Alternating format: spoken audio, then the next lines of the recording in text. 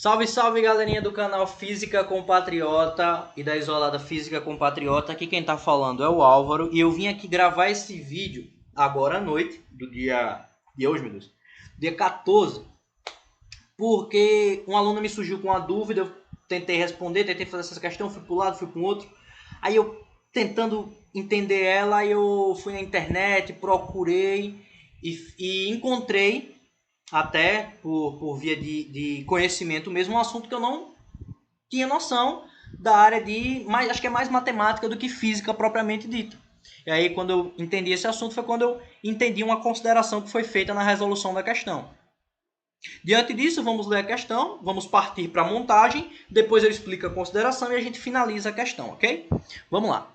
Na figura, os fios e as polias são ideais e não há atrito entre o corpo A e o plano horizontal. Beleza, então a gente já sabe que só vai ser considerado para o bloco A a força de tração.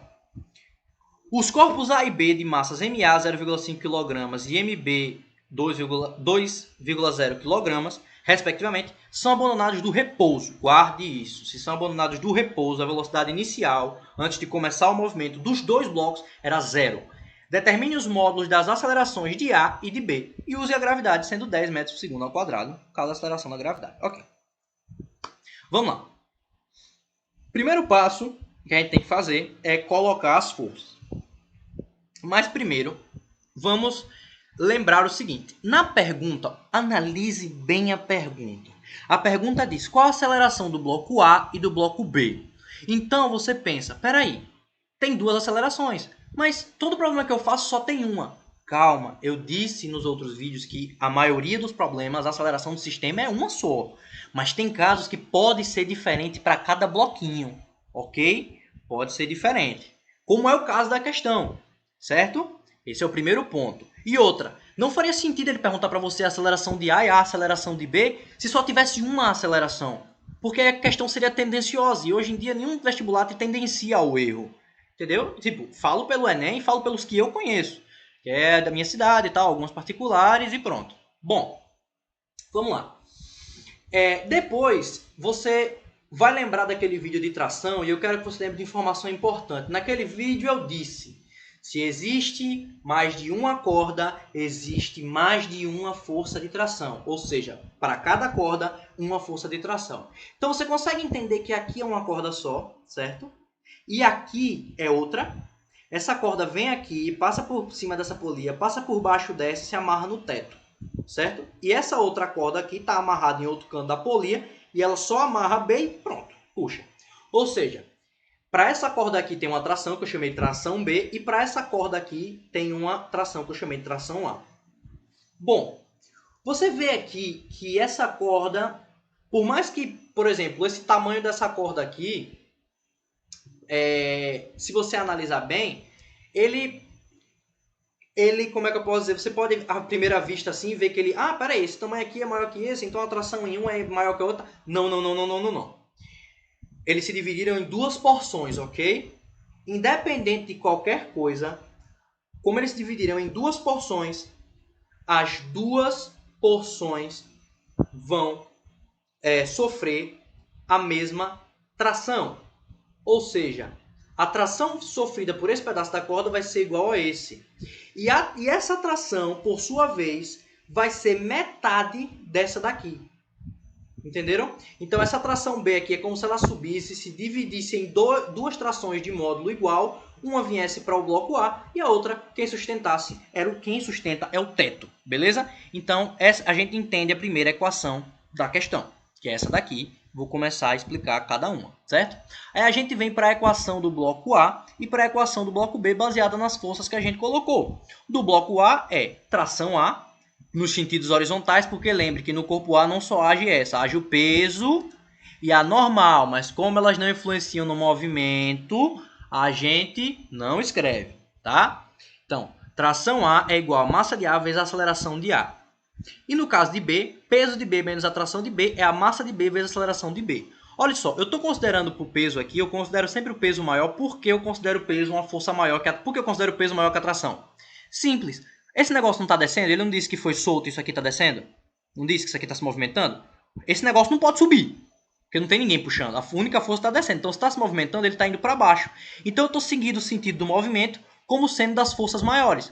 Por quê? Se esse peso fosse igual a essa tração, isso aqui estava parado. Certo? Se esse peso fosse igual a essa tração. Mas se esse peso é maior que essa tração, ele vai puxar e vai descer esse sistema todo. Então, eu coloco no sentido do movimento o peso maior que a tração. Ou seja, peso menos tração de B é igual a massa de B vezes a aceleração de B. Agora, a gente vai para a consideração. Olha só. Da onde eu tirei isso aqui? Você pode fazer o cálculo que você quiser, sair mexendo com força para um lado, para o outro. É muito difícil você encontrar. Eu não vou dizer que é impossível só porque eu não encontrei. Mas se você encontrar, deixa nos comentários como foi que você fez, utilizando força e conhecimentos físicos somente, ok? Mas o jeito que dá para provar isso aqui é um assuntinho chamado vínculos geométricos. E para isso vou precisar de uma noção de matemática e alguns conceitinhos de cinemática na parte de física. Bom, primeiramente vamos considerar o repouso dos blocos, tá? No repouso dos blocos, vamos considerar como aqui é uma corda só, eu só pintei ela de várias cores, mas é uma corda só, tá? Eu determinei tamanhos para essa corda, ou seja, antes a distância, o pedaço de corda que ligava A até a primeira polia tinha um comprimento de LA. O pedaço de corda que passava da primeira polia para a segunda, como você pode ver, como a distância da primeira polia para a segunda é igual, então o tamanho dessa corda até essa divisa com o verde e daqui para baixo é o mesmo, eu chamei de LB, certo? LB aqui, LB aqui. O tamanhozinho aqui embaixo, você podia considerar, certo? O que passa aqui embaixo. Você podia chamar de P. Mas ele vai ser cortado no final, entendeu? Porque ele é um valor que não varia. Aqui embaixo vai ser sempre P. Porque você não alterou a circunferência dessa polia, certo? Então, o tamanho ocupado pela corda aqui embaixo vai ser o mesmo. Vamos supor que ele ocupa metade do comprimento da circunferência. Essa corda aqui passa em metade do comprimento da circunferência aqui embaixo. O tamanho da circunferência não altera, então a metade vai ser o mesmo tamanho. Então, o P vai ser sempre o mesmo valor. Assim como o X. Porque, por exemplo, o que está descendo é isso aqui. Mas a distância do teto até esse ponto é sempre o mesmo. A corda não vai sair daqui de cima, entendeu? Ela vai sempre ficar com esse mesmo tamanho. Pode não ficar com a cor verde, mas o tamanho daqui para cá é sempre o mesmo. Dito isso, vamos lá. Eu chamei a corda toda de L, ok? Então, se eu somar todos os pedaços em que eu dividi a corda, certo? Se eu somar todos os pedaços que eu dividi a corda, vai resultar em L. Vocês concordam? Beleza. Aí vamos supor que iniciou o movimento e eu tirei uma foto de um momento aleatório. Nesse momento, a parte vermelha do fio já tinha vindo todinha para baixo aqui da polia. E aqui já tinha ficado só a parte roxa, certo? Lembrando, aí o que acontece? A distância dessa polia para essa aumentou. Mas entenda, ela aumentou, só que da divisa do verde até aqui embaixo vai ficar o mesmo tamanho. Vai ficar, como é que eu posso dizer? O mesmo tamanho. Tipo, esse lado vai ficar sempre o mesmo tamanho que esse, ok?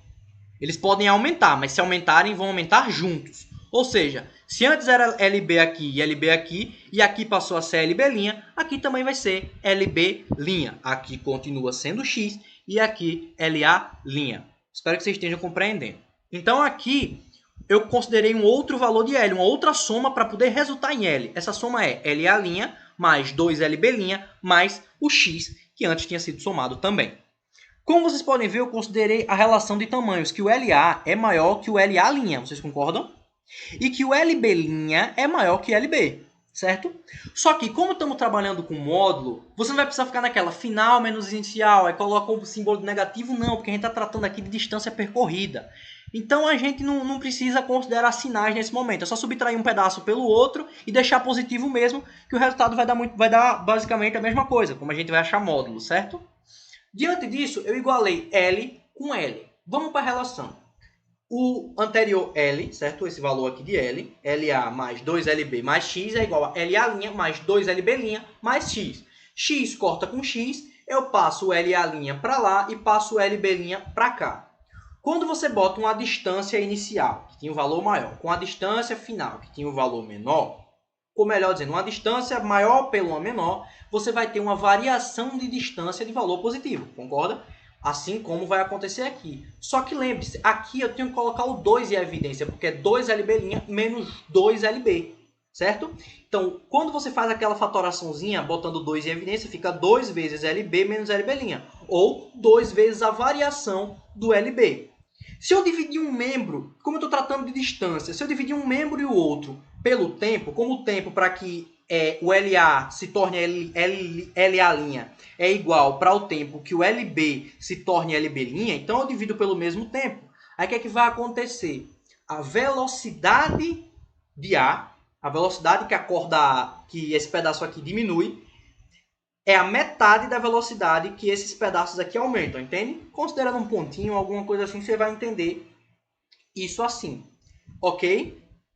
Posteriormente, se eu dividir essa velocidade também pelo tempo, agora por que eu posso dividir aqui? Peraí, Álvaro, certo seria variação da velocidade? Seria. Mas você lembra que eu falei contigo lá no inicinho da questão o seguinte, eu falei o seguinte, olha só. Lembra quando eu disse que elas partem do repouso?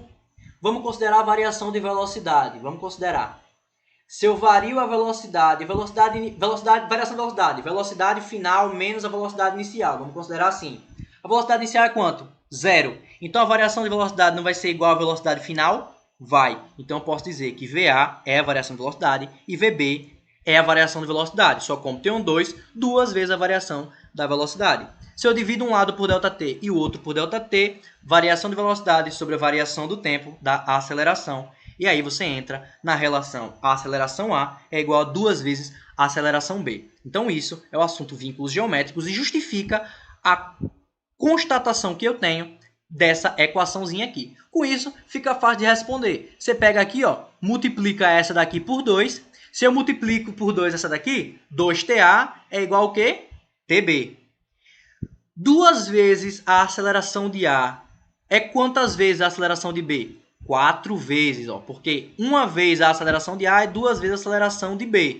Então, 2 vezes a aceleração de A é 4 vezes a aceleração de B, como está feita aqui.